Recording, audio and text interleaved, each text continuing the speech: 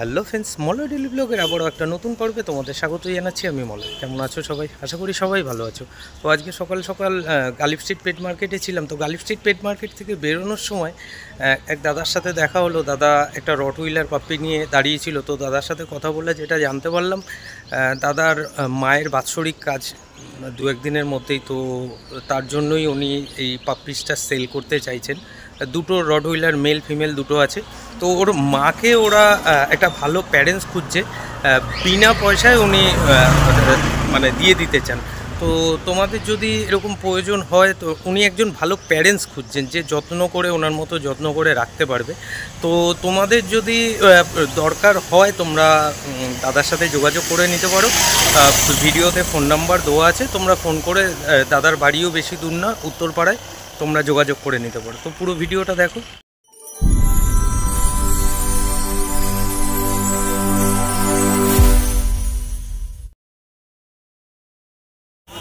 তো হাট থেকে বেরিয়ে যাচ্ছিলামই, দেখলাম এক দাদা একটা রটউইলার নিয়ে দাঁড়িয়ে রয়েছে। তোমরা তো জানোই হাটের বাইরে অনেকেই, সবাই তো আর হাটে জায়গা করে উঠতে পারে না। দাদা ভালো আছেন? হ্যাঁ। দাদা কোথা থেকে আসছেন? আমি উত্তরপাড়া থেকে। তো রটউইলার এটা মেল পাপ্পিস তো? এটা ফিমেল আছে। আচ্ছা, মানে মেল ফিমেল এটা কি ওয়ান পিসই আছে নাকি বাড়িতে আপনি মেলও দিতে পারবেন? বাড়ি থেকে মেলও দিতে পারবেন। তো আপনি কি শুধু মানে হাটে এইভাবে, এটা কি আপনার বিজনেস না বিক্রি হয়? আচ্ছা, আমার নেক্সট মান্থে বাড়িতে একটা বাৎসরিক অনুষ্ঠান আছে। আচ্ছা, আমার মা মারা গেছেন, তার বাৎসরিক আছে। আচ্ছা, তার জন্যই আমাকে তাড়াতাড়ি এসে ফোন করে দেওয়া। ও আচ্ছা আচ্ছা, মানে তোমরা যদি আপনার চ্যানেলটি আসে, হ্যাঁ, আপনার নাম ধরে বলে, সঙ্গে সঙ্গে যতটা পারবো ডিসকাউন্ট করে দেবো। একদম। আমার এইটাই করে খেতে হবে এরকম ব্যাপার নেই, তবে আমার এখন ইমিডিয়েট আমাকে কুকুর সরাতে হবে, এরকম ব্যাপার আছে। আচ্ছা, আর কেউ যদি এর মাকে নিতে চান, আচ্ছা, এমনিতেও দিয়ে দেবো, এসে কন্ট্যাক্ট করুন। গোল্ডেন রিট্রিভার মায়ের বয়স হচ্ছে 2-2.5 বছর, গোল্ডেন রিট্রিভারও আছে 2.5 বছরের, আমি দুটোকে দিয়ে দেবো।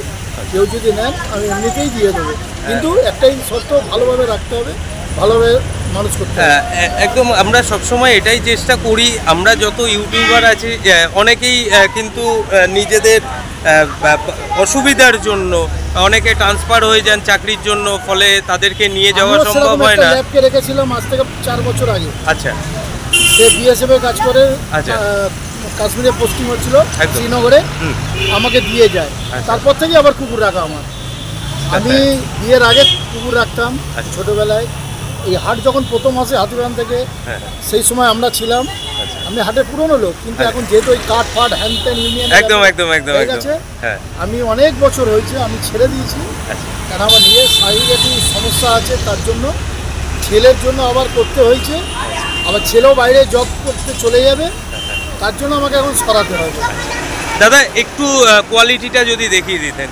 চলো, তোমাদের কোয়ালিটিটা মোটামুটি একরকম, আমার ফোন ক্যামেরার মাধ্যমে তোমাদের দেখিয়ে দেওয়ার চেষ্টা করছি।